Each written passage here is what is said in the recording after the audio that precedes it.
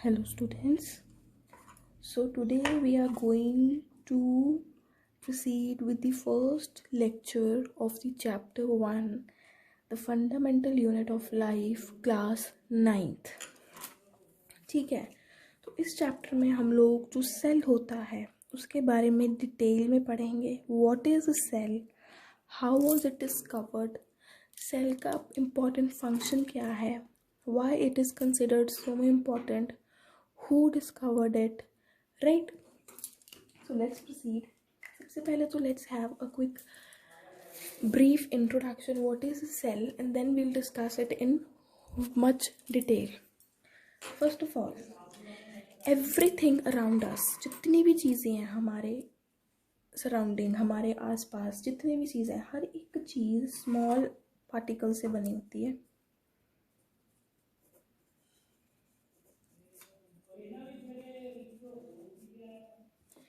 Made up of small particles which are the basic units.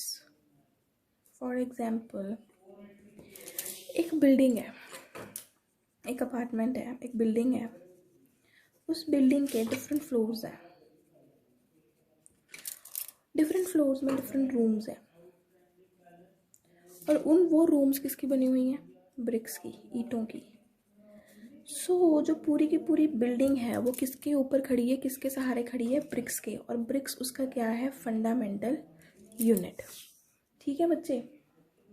Similarly जो bodies होती हैं, living bodies, they all are having a basic unit in them due to which they are living. ठीक है. and this basic unit is known as cell.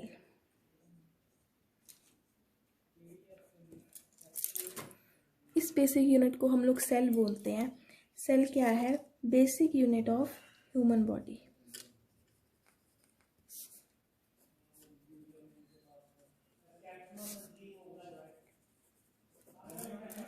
Basic unit of human body.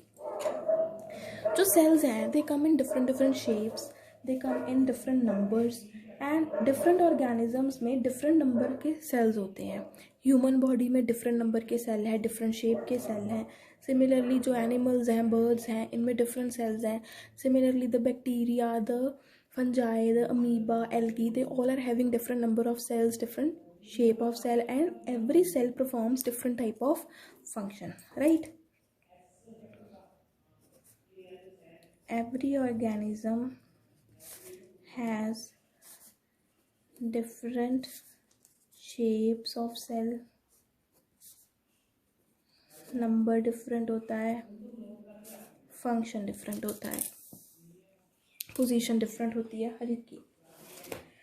जो organisms एक cell के बने होते हैं, single cell के, the organisms that are made of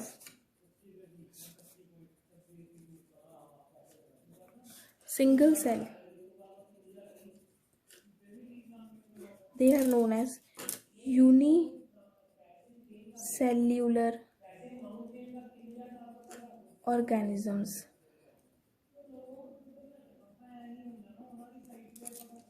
They are known as unicellular organism. And the very common example of unicellular organisms, single celled organisms, is the very common example of single celled organism is bacteria. And the organisms that are made of many cells are called multicellular organisms. And the very common example of multicellular organism is humans. We have multicellular body. We have many cells that perform different type of functions. Now the question is, क्या सारे sales का जो shape होता है, सारे sales का जो size होता है वो सेम होता है? नहीं, मैंने आपको ऊपर भी बताया different cells, different organisms have different cells and these cells they perform different functions in every organism. हर एक ऑर्गेनिज्म में डिफरेंट टाइप्स के सेल होते हैं. For example,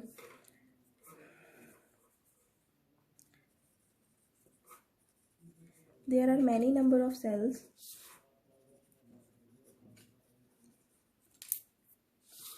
in human body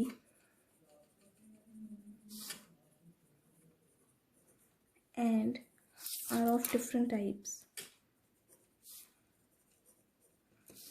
performs different function.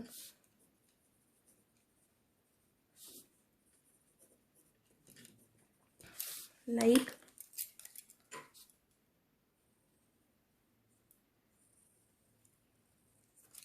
cell of ovum, जो ovary होती है उसका cell. Next you can take neuron.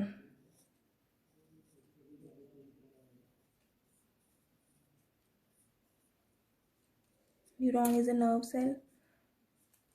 इसका आप लोग शेप देख लो, इसके कितने डिफरेंट है ओवम से.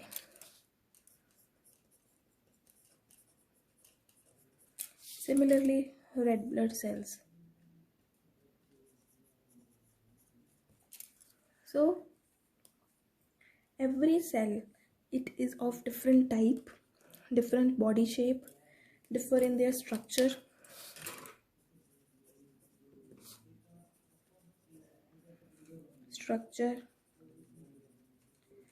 size and their function. So cells क्या है? Cells are the building blocks of the human body. And everything around us is made up of the basic units. जैसे building है, building is also made up of a very basic unit which is brick. So likewise, human body is also made up of a basic unit which is known as cell. And every living organism is having different kind of cell in their body, and these cells when they combine with each other they form tissues. tissues के बारे में हम लोग detail next chapter में पढ़ेंगे.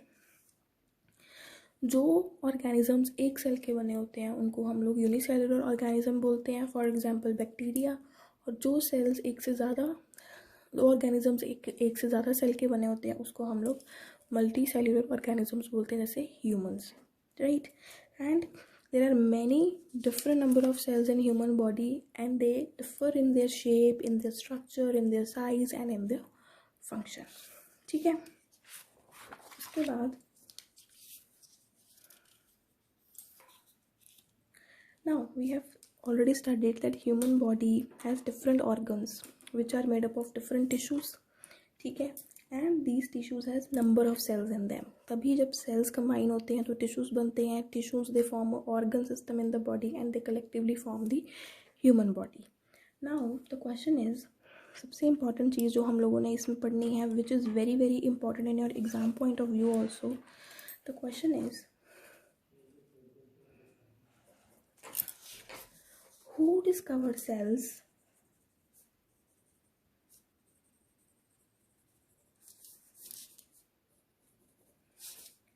And how. अभी कोई भी चीज़ जो हमारे प्रेजेंट है, हमारे आसपास, वो किसी न किसी ने इन्वेंट करी है और किसी तरीके से इन्वेंट करी है.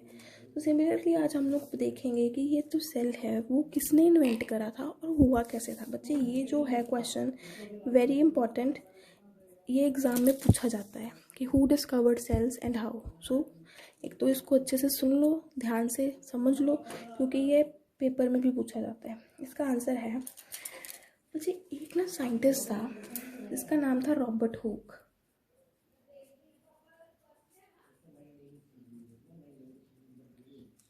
इसने 1665 में एक डिस्कवरी करी थी अपने सेल्फ डिजाइंड माइक्रोस्कोप को लेकर.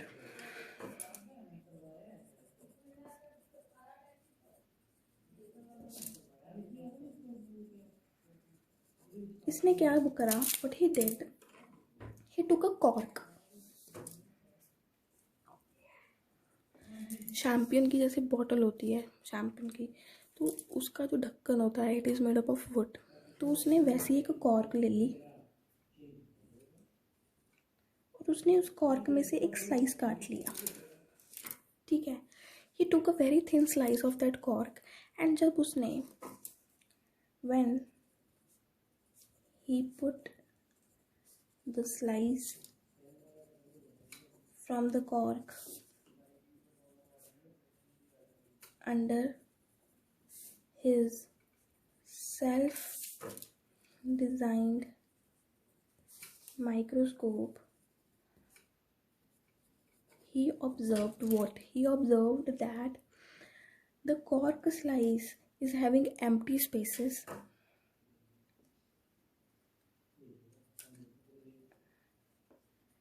इसमें empty spaces हैं, ऐसी दिख रही है, and they are having empty spaces contained by walls. What he observed,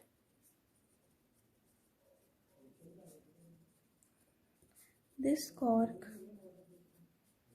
has empty spaces contained by walls. और ये एक स्ट्रक्चर से रिजेंबल करती हैं लाइक द हनी कॉम्ब, जैसे मधुमक्खियों का छत्ता होता है, ठीक है.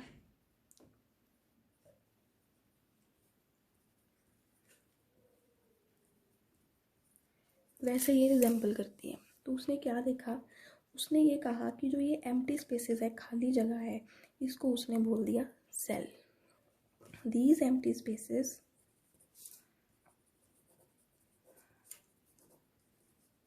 were termed as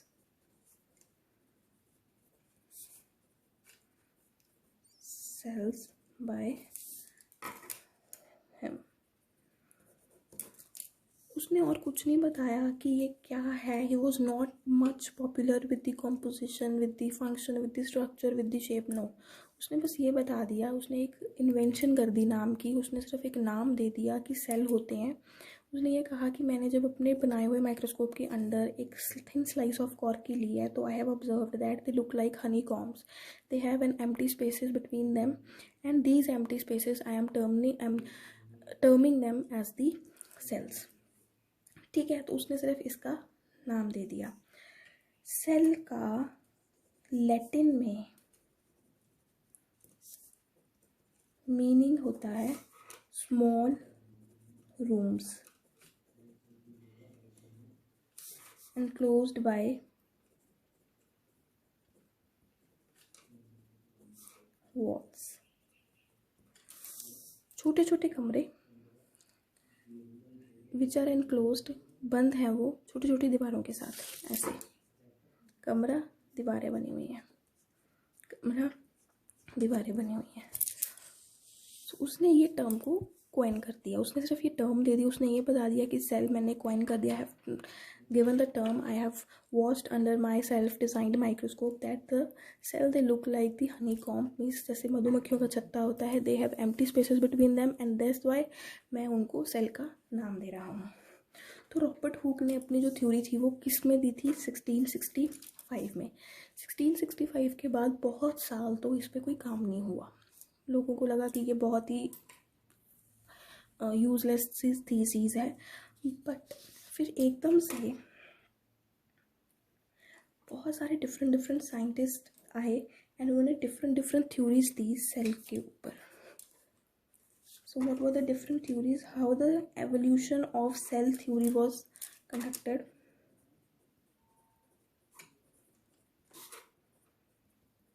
बच्चे ये जो मैं अभी बताऊंगी आपको एवोल्यूशन ऑफ सेल थ्योरी, इसमें डिफरेंट साइंटिस्ट के नाम पढ़ेंगे और हम लोग ये देखेंगे कि उन्होंने फिर इसमें दिया क्या क्या. आगे उन्होंने terms the. This is important. इनमें से साइंटिस्ट के नाम आपको पूछ लिए जाते हैं. जैसे प्रोटोप्लाज्म किसने इन्वेंट करा, who coined the term protoplasm, who coined the term cell theory, and what was cell theory, ये सारी चीज़ें. तो सबसे पहले तो हम लोगों ने ये पढ़ा है that Robert Hooke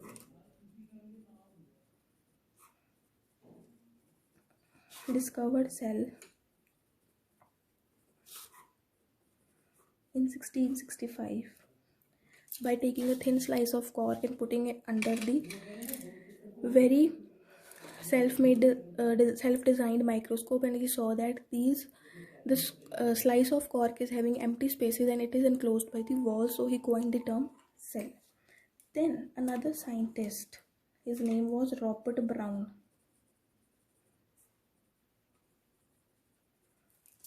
He discovered, भी टाइम डिफरेंस देख लो, 1665 एंड 1833 मीन्स कितने सालों के बाद उन्होंने इस चीज़ को देखा। और उसने क्या डिस्कवर किया? न्यूक्लियस सेल के अंदर होता है। उसने ये डिस्कवर किया कि सेल जो टर्म रॉबर्ट हुक ने दी है उसके अंदर उसने ये देखा कि it is also having a nucleus inside it. Then दो साइंटिस्ट आए, शील्डन एंड श्वान।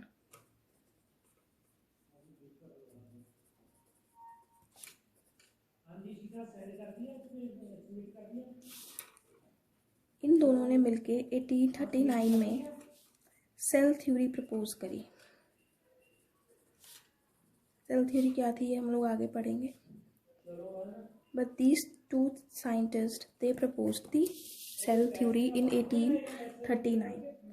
Then around 1855,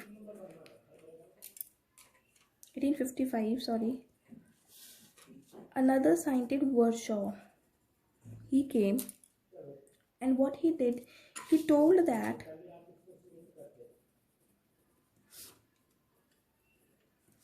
cells arise from pre-existing cells.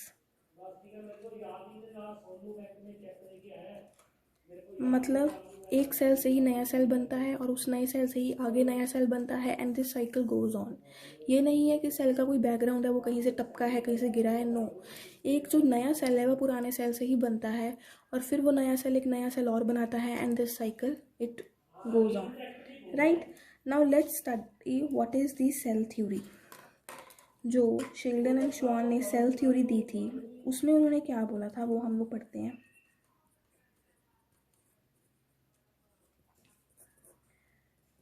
What he said, what they said that these cells are the structural and functional unit of life.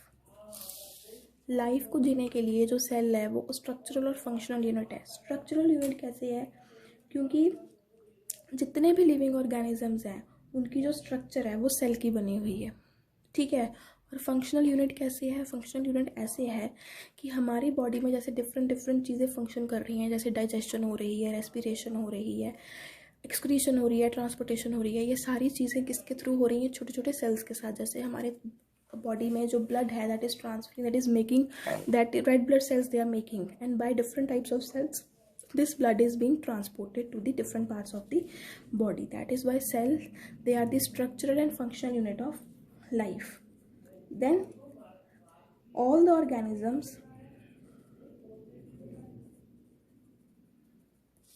are made up of cells.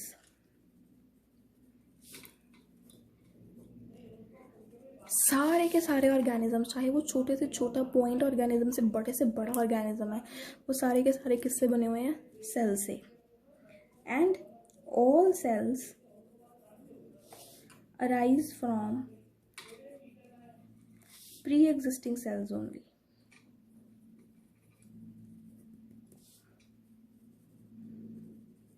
ये नहीं है कि ये कहीं से गिरेंगे या कहीं से बनेंगे, ये पुराने सेल से ही न्यू सेल्स फॉर्म होंगे और फिर उन नए सेल्स से जब वो पुराने हो जाएंगे उनसे और नए सेल्स फॉर्म होंगे। जैसे हम लोग देखते हैं कि हमें जब कोई चोट लगती है या फिर हमारे जो नेल्स हैं हैंड्स के और हमारे पैरों के, हमारे बाल हैं, they all grow and we need to cut them after every 15 और 20 डेज। या फिर नेल्स को तो हम लोगों कईयों को तो इतने जल्दी बढ़ते हैं कि उनको 3-3 4-4 दिन के बाद काटने पड़ते हैं। ऐसे जब हम लोगों को कुछ चोट लगती है तो थोड़े दिन बाद अगर हम लोग उसको देखें तो हमको ये दिखता है कि वो ठीक होना शुरू हो गई है। तो इसका मतलब क्या है कि जो सेल्स हैं वो अपने आप को रिप्लेस कर रहे हैं, रिपेयर कर रहे हैं अगेंस्ट एनी डैमेज, ठीक है। So what we read that First of all, cell is the fundamental unit of life. Everything around us is made up of a small basic unit, right? And these basic units are so important that वो ही जाके आगे हर एक चीज़ को बनाती हैं. जैसे for a building, उसको stand करने के लिए सबसे पहले हम लोग शुरुआत ईंटों से करते हैं, तभी जाके हमारे कमरे बनते हैं, फ्लोर्स बनते हैं और प्रॉपर एक बिल्डिंग खड़ी होती है. अगर ईंटें ही नहीं रखेंगे तो हमारी बिल्डिंग खड़ी नहीं होगी. सिमिलरली हमारी जो ह्यूमन बॉडी होती है या जितने भी ऑर्गेनिजम्स हैं, उनमें जो सेल्स होते हैं वो बहुत ही ज़्यादा इंपॉर्टेंट होते हैं. इसलिए क्योंकि they are the basic units. उनके बिना हमारी जो बॉडी है या किसी भी ऑर्गेनिज्म की बॉडी है वो बन नहीं सकती. देन जो ऑर्गेनिजम्स एक सेल के बने होते हैं उनको हम लोग सिंगल सेल्ड ऑर्गेनिजम्स या फिर यूनिसेल्यूलर ऑर्गेनिजम्स बोलते हैं. For example bacteria. और जो ऑर्गेनिजम्स एक से ज़्यादा मैनी सेल्स के बने होते हैं उनको हम लोग मल्टी सेल्यूलर ऑर्गेनिजम्स बोलते हैं. और इसकी बहुत ही कॉमन एग्जांपल हमारे पास आती है ह्यूमंस की. ठीक है. उसके बाद हम लोगों ने पढ़ा कि जो सेल्स होते हैं वो डिफरेंट ऑर्गेनिजम्स में डिफरेंट स्ट्रक्चर के, डिफरेंट शेप के, डिफरेंट फंक्शन के होते हैं. ह्यूमन बॉडीज़ में भी जो सेल है वो एक तरह का नहीं है, वो बहुत तरह के सेल्स हैं. जैसे मैंने आपको यहाँ पे डायग्राम बना के दिखाई है. जैसे the ovum, new nerve cell and RBCs, they all are different in shape, they have different function, different structure, everything is different, right? Then we had done that who discovered cells and how. This is very important for your exams because it comes, right? So who discovered cells? First of all, cell was discovered by a scientist, Robert Hooke, in 1665. तो उसने किया क्या? He took a cork, ठीक है, and that cork was made up of tree branch, bark of tree. He took that cork और उस cork का उसने एक स्लाइड काट के जब उसको अपने डिज़ाइन किए हुए माइक्रोस्कोप के अंदर देखा तो उसने ये देखा that this cork is having empty walls which are surrounded by the empty rooms which are surrounded by the walls, and those empty rooms he coined the term cell. So in Latin also, in Latin language also, the meaning of the word cell is small rooms which are enclosed by the walls. So this is how he gave the termed the word termed the word cell, right? And how he did. Next we did how was the cell theory evolved. Different scientist आए. Robert Hooke के बाद हमारे पास Robert brown आया और एक हमारे पास और scientist था, उसका नाम था पुरकिंजे. ये भी बहुत पूछा जाता है.